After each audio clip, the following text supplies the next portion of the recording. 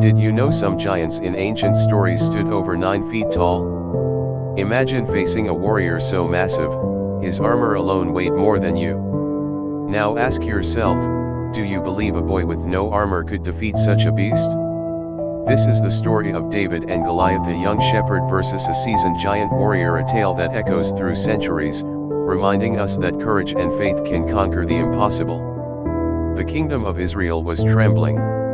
On one side of the valley stood Goliath, a Philistine giant armored in bronze, his voice like thunder. For 40 days, he mocked the Israelites, shouting, "Send out a man to fight me.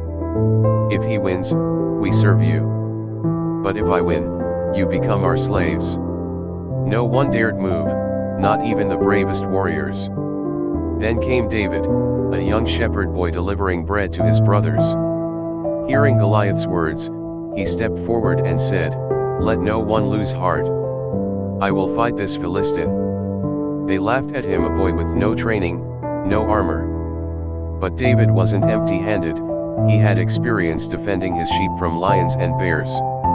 More importantly, he had unshakable faith. Rejecting the king's armor, he chose instead 5 smooth stones and his sling. He walked into the valley alone. Goliath laughed at the sight. "Am I a dog, that you come at me with sticks?" But David stood firm, replying, "You come with sword and spear, but I come in the name of the Lord." With one swift motion, David reached into his pouch, drew a stone, spun his sling, and released. The stone struck Goliath's forehead, and in one thunderous fall, the giant collapsed to the ground. David had won. His victory wasn't about size or strength. It was about faith, courage, and daring to stand when others wouldn't. Even the smallest voice can silence a giant. Have you ever faced a giant in your life?